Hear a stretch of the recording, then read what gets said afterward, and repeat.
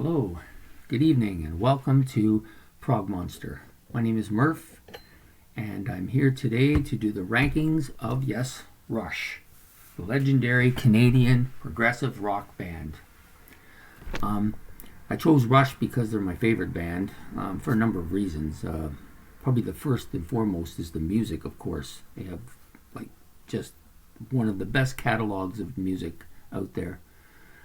The other thing is they're also from Toronto, which is kind of where I'm from.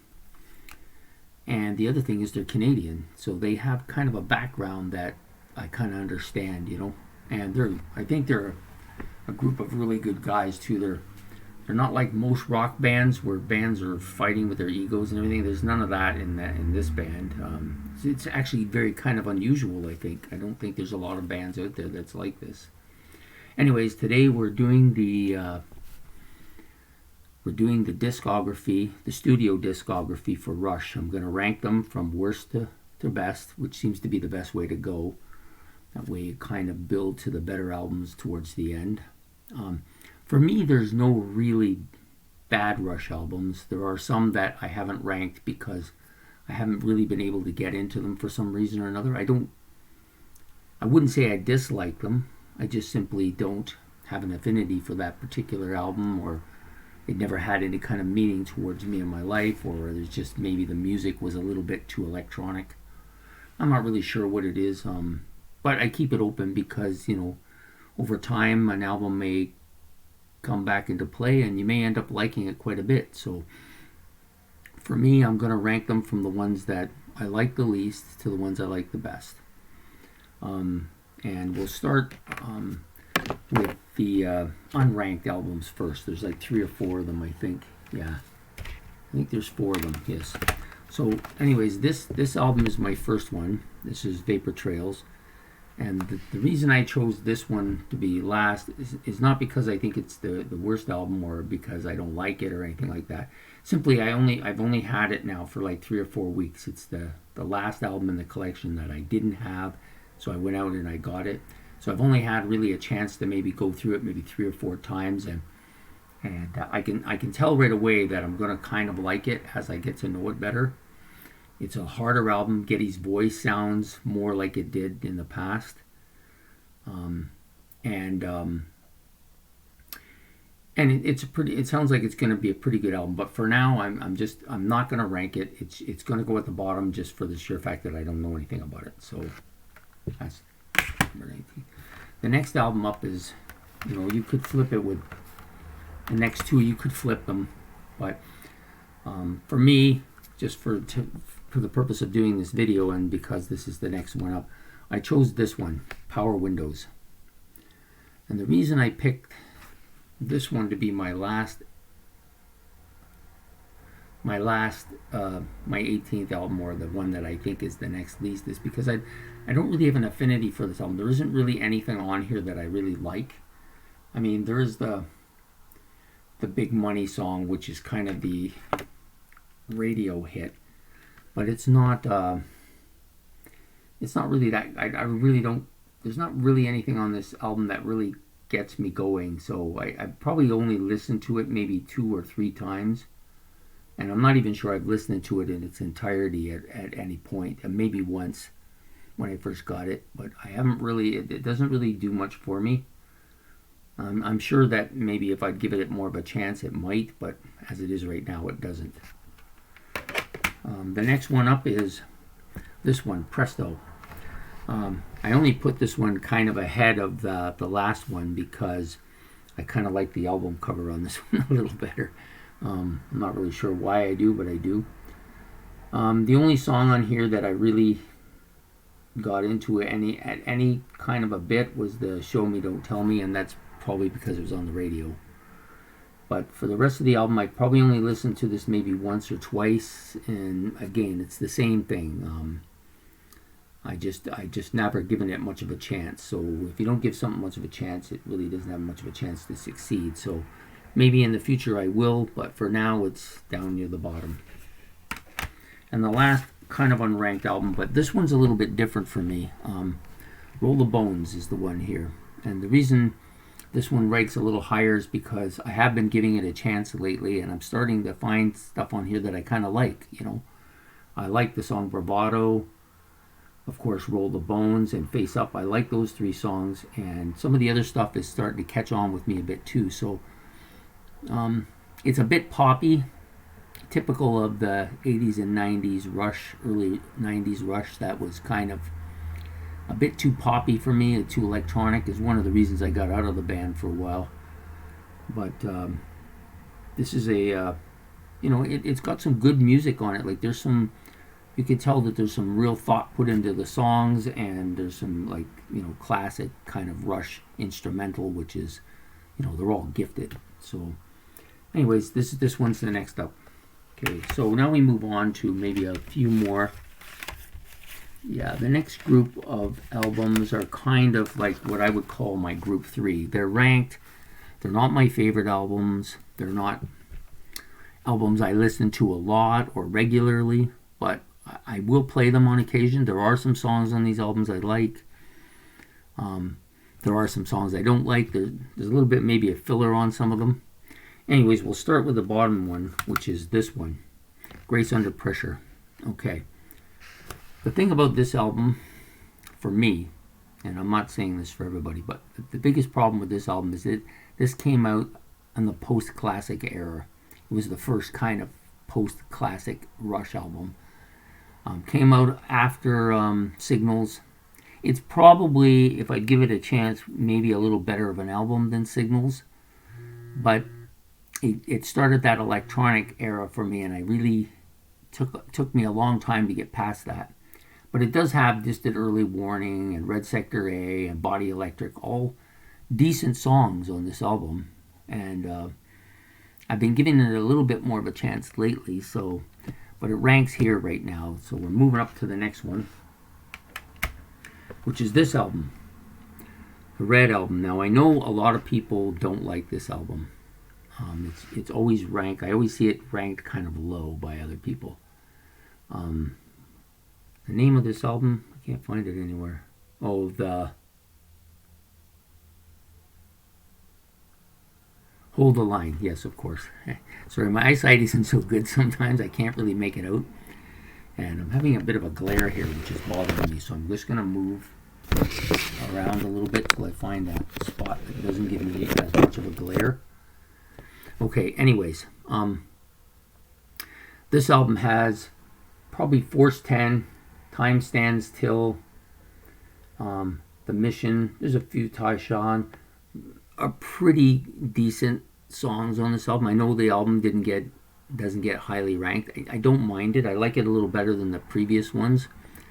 Again, I give it like a 3 rank, which means it has some stuff on it I like, but it has just as much stuff as I probably don't like. So it's okay. The next album up is this one, Test for Echo. The main thing I like about this album is that this was one of the first albums that started to bring me back to the Rush collection. Also started bringing me back into music. The song Test for Echo is as good or better than anything on the previous albums that I've listed so far. And I like Driven, Half the World, A Color of Right, Time and Motion, Totem, Dog Years. Like it has, like, from top to bottom, most of the songs are pretty decent. Like there's not really any duds on here. They're not really strong songs or like legendary Rush songs, but it's a pretty good album. I will take it out on occasion and I listen to it. I tend to be the type of person that plays the whole album from top to bottom. I don't fast track, remove some. I don't fast forward on some songs or whatever you want to call it now. Skip them. But most of the songs on here I've listened to, I know them, and they're pretty solid. So I'm ranking this album just a little bit higher than some of the others. Okay, this album, their last album, Clockwork Angels. Okay, so the story with this album is that I went out and I bought it the first day it came out because it's a Rush album and I kind of liked its predecessor. And I was excited to get it, and then it just didn't make it with me. It really didn't. I tried and I tried and I just couldn't get into it. I think part of it is that I think the system I was playing it on was kind of older and not really good for listening to, and it kind of played against the album. The other thing is Geddy's voice is, starting to go here, and maybe it's been going for a bit by this time, but I just didn't find it as pleasurable an album. However, this year, I decided I would, based on listening to other people ranking their albums, that I would give this another chance. And it really has really come on, and I'm really starting to like it quite a bit. Especially, not just, for me, originally the only song I kind of liked was the one that they played on the radio, which was Caravan. But now I like the Clockwork Angels, Anarchist, Seven Cities of Gold, the Wreckers, Wish Them Well, and The Garden especially. These are some pretty solid Rush tracks here. This is a good album. Is it a great album? I'm not sure yet. I've been listening to it pretty solidly now for about 2 months, 3 months. At least a couple times a week, and it's grown on me. I think it has the potential to grow on me quite a bit more too.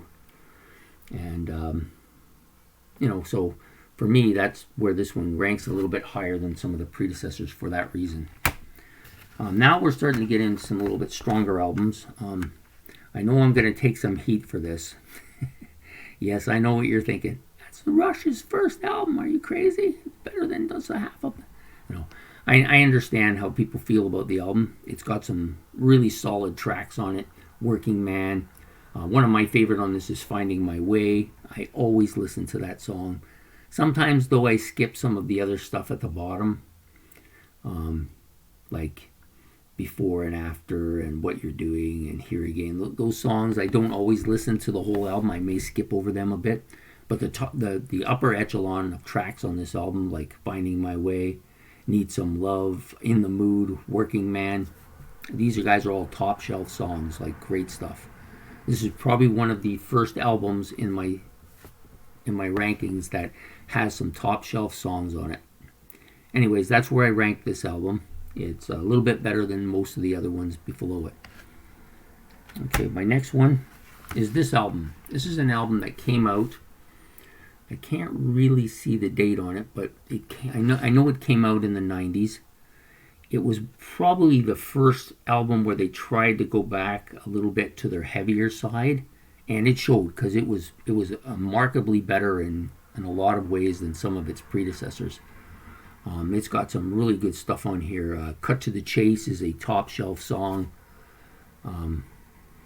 Nobody's Hero. It's a bit of a different song about different stuff, but I'm going to move it over here so you can see it better.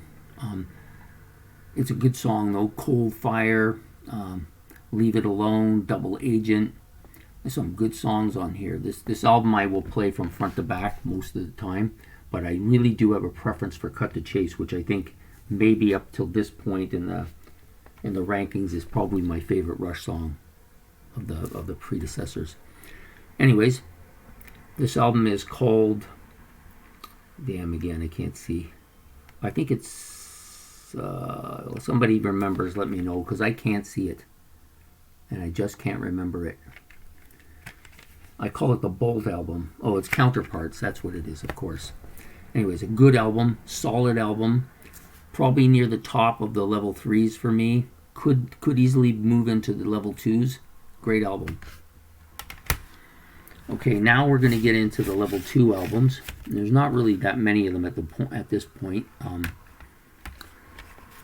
I only really have the one, which is this one. This was the album that brought me back to Rush. Really brought me back to them. I bought it brand new. I loved it from the start. I played it every day. Some of the songs on it just really caught me, and I thought this could have been an album that could have moved right up to the ranks.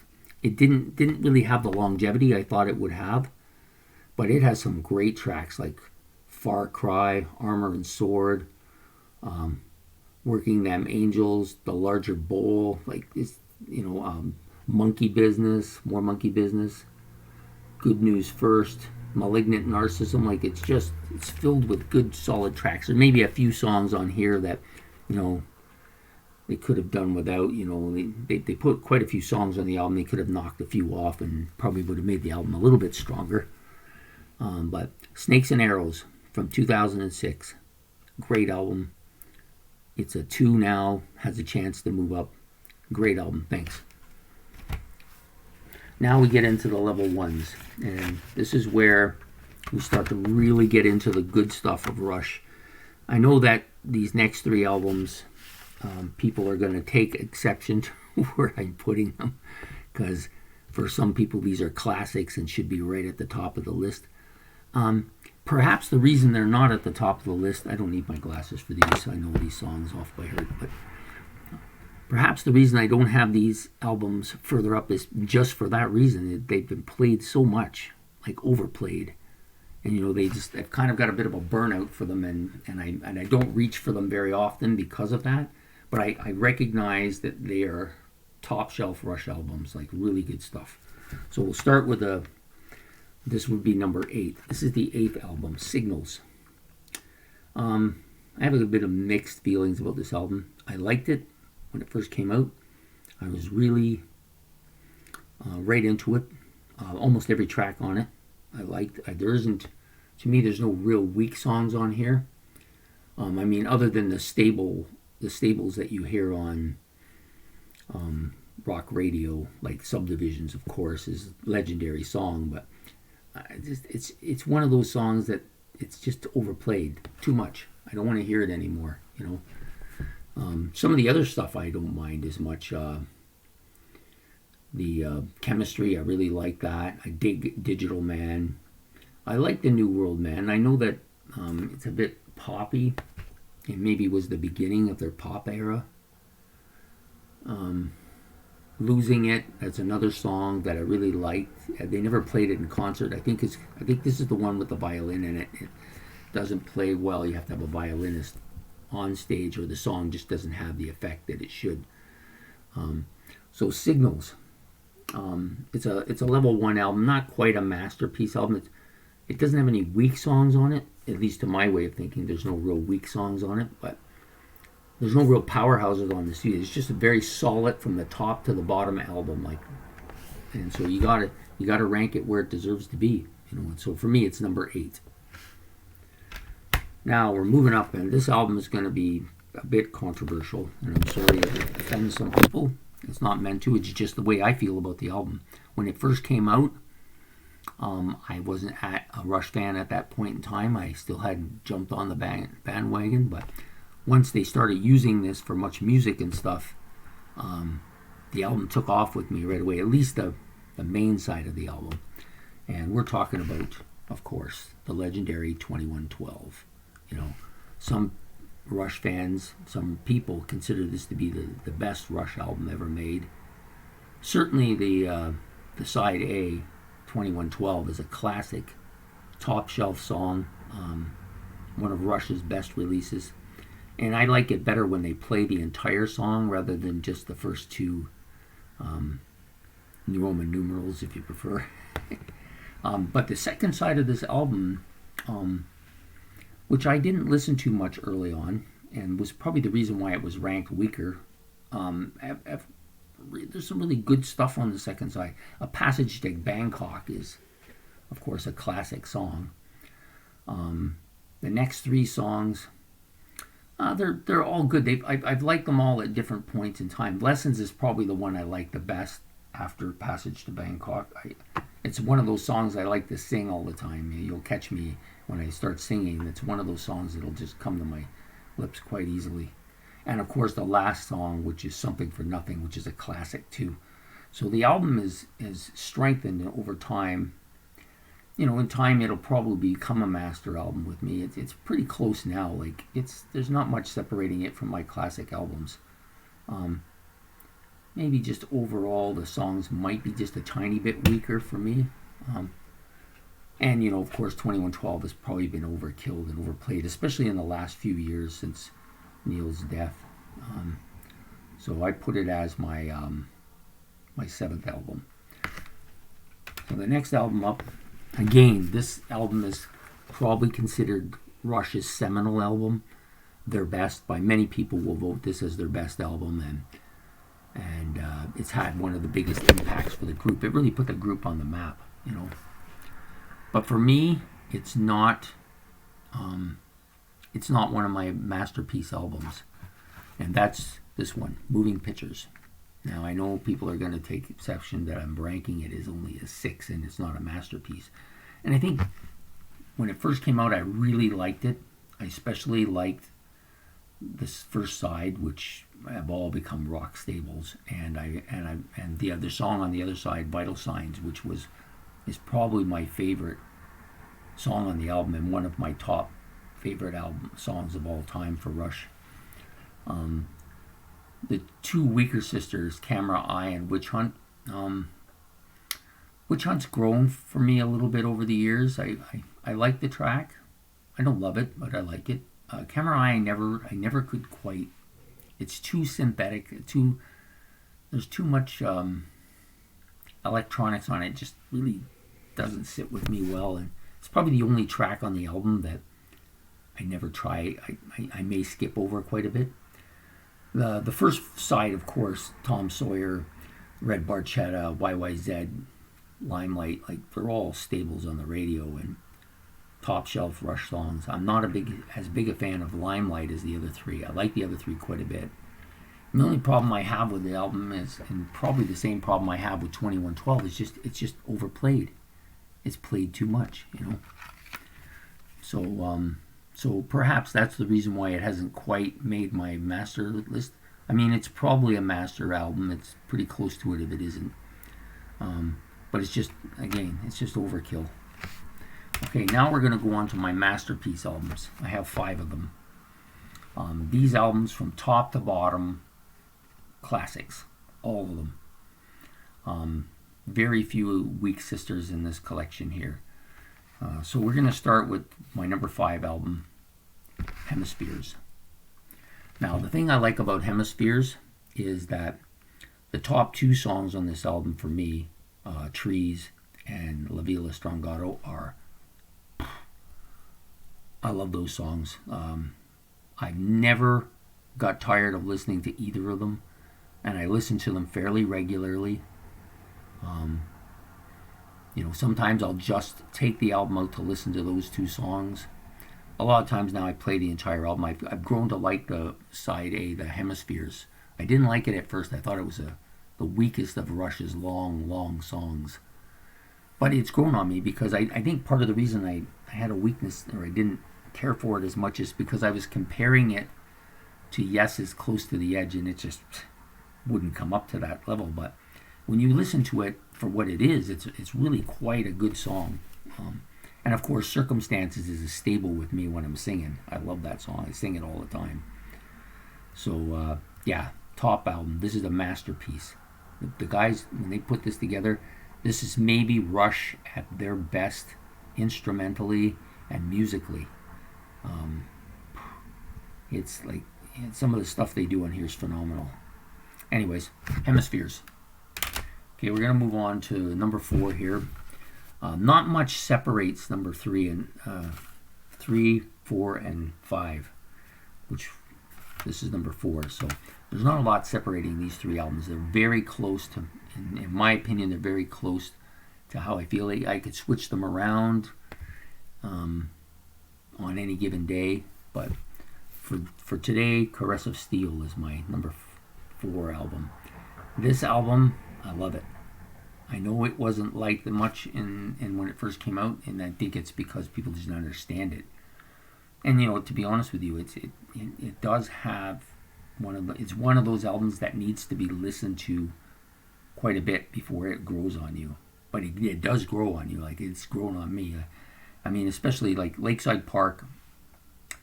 I would probably venture to say that's my favorite Rush song. It has been for some time. Nothing is really challenging it. I just love that song. And then you got Bastille Day, which is like a cranking tune. I love the guitar in that tune. It's a very different type of riff, but it's just so catchy. The other song that I really like is The Necromancer. I think part of the reason I really like The Necromancer is because it talks about Willowdale and the Don River and that thing. And then I grew up in the Don River area when I was a teenager, so I kind of, every time I'm listening to that song, I'm thinking about that area, and just a great tune. And then, of course, The Fountain of Lambeth, I think, is their best 20-minute song. It just grips me from beginning to end. It's a little different all the way through. It's not as maybe polished as 2112 or Hemispheres, but it's just a cranking tune. I love it. And then there's I Think I'm Going Bald, which I personally can identify with. Anyways, this is a masterpiece album. I love it. It's one that I take off the shelf regularly and listen to. I never get tired of it. One of my favorite albums. Okay, now we're going to get to the top three. Although this next album could have gone third or fourth. The other two could have switched with it. This album started out, I didn't like it. And I think it's because it was probably the first Rush album I listened to. And I didn't even actually listen to the album. It's just a couple songs that I seen on TV, and I heard one of them on the radio, and I just found them, the group I found kind of strange, and I didn't know really how to take them. It was, for lack of a better term, was maybe too progressive for me at the time, The first song that I ever really liked by this group was on this album was, of course, the album that we're talking about is Farewell to Kings, which is a classic. This is a master album, no doubt about it. Top shelf on anybody's list, but especially on mine it is. It's grown with me steadily since I started listening to it. Originally, it was Cinderella Man. That was the big song for me. I listened to it. I sang it all the time. I never was a big fan of Closer to the Heart. I never warmed up to that song. I recognized that it was, probably one of their first big hits, but it wasn't for me. The next song, of course, was Xanadu, which is quite possibly the song I've listened to the most of any song in rock history, really. I can't think of a single song that I've listened to more than Xanadu. Just a great, epic, long and well orchestrated song. Just beautiful. I love it. Over the last few years, I'm going to say the last decade, that Farewell to Kings has moved up. That song, I listen to it a lot. I play it a lot. I sing it all the time. And it's become one of my favorite Rush songs. So, you got Cinderella Man, Farewell to Kings, Xanadu, Close to the Heart, really good stuff. And then you got Mad Rigel, which I've never disliked. I listen to it. I never turn it off. I'll sing along with it. It doesn't bother me. That's a pretty good song.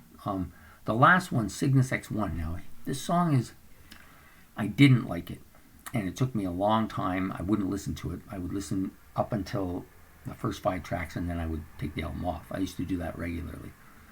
Then I seen them perform it live. I didn't actually go to the concert, but I seen it performed live on one of their videos, and I thought, wow, that's pretty cool. And then I just started listening to it, and now I never take it off. I always play it, and it's starting to move up for me. It's probably now made it to the top 4 on this album, and made this album better than it was. So this album has a couple of weaker sisters, unlike the predecessors, but it has such strong Rush songs on it that I have to put it third for today anyways. Okay, so we're going to move on to my top 2. Most of you who are Rush fans probably know what's coming. You have to know because I've done just everything else, right? The next album was the first Rush album I listened to in its entirety. I was too young and I didn't really appreciate it. I thought it was weird and stuff, but I love the album cover. It's just amazing. So then, when I bought it, this is the one Rush album I love every song on it, from top to bottom.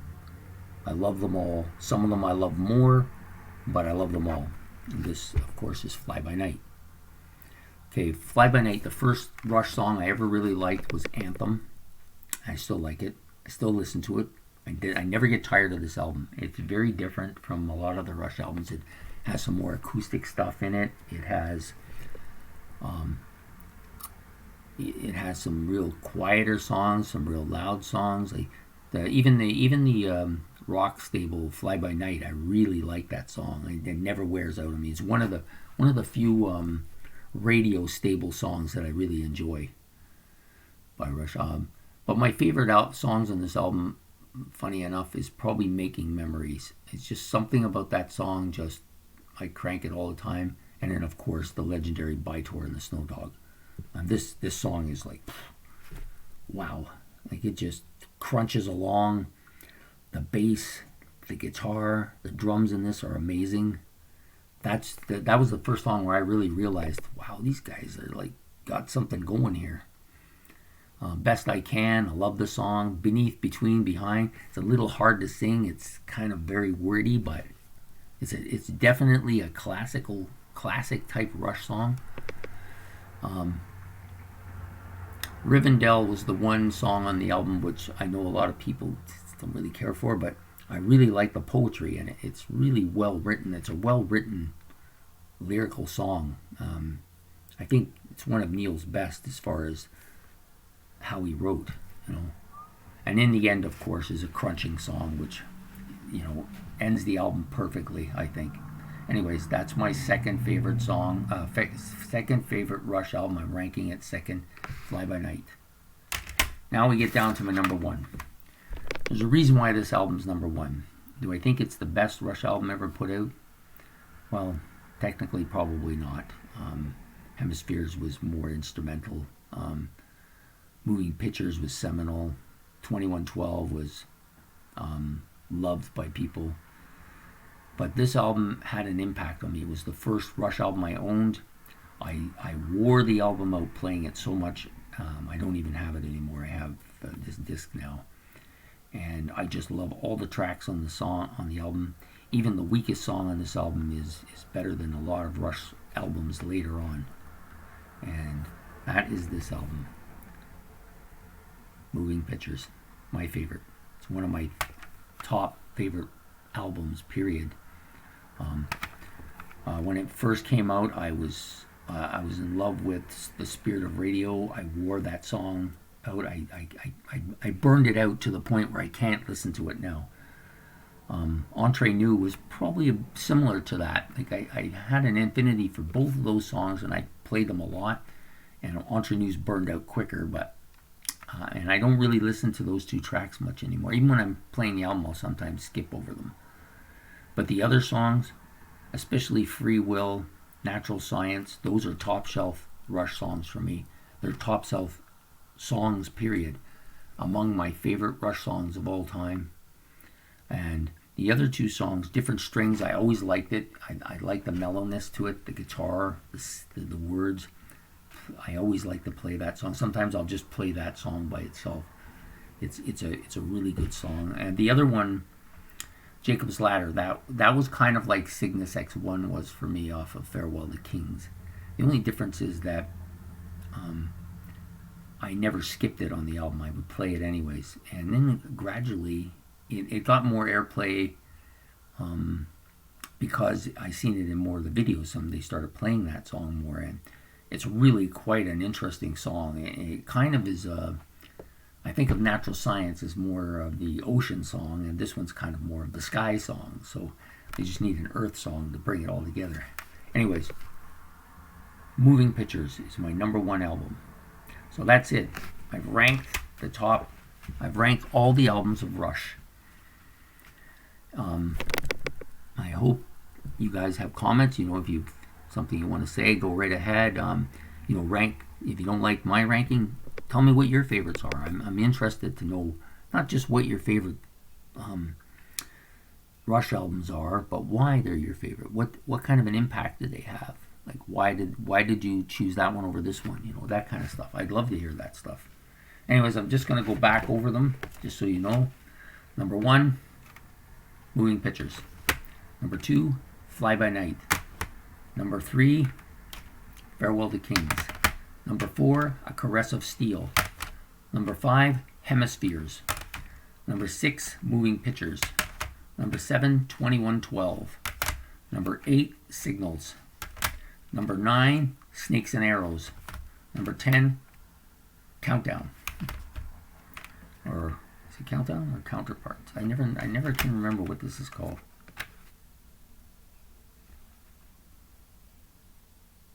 Counterparts. Yeah, I don't know why. It's like a mental block I have. Number 9. Number 10, the debut album called Rush. This one is with John Rutsey. It's the only one without Neil Peart. Still, solid album. Very different from the rest of the collection, but a solid album. Number 11, Clockwork Angels. Number 12, sorry, Test for Echo. Number 13, Hold the Line. Number 14, Grace Under Pressure. Number 15, Roll the Bones. Number 16, Presto. Sorry, that's number 16. This is number 15, so I messed up somewhere. This is number 16, so I messed up quite a few there at the end.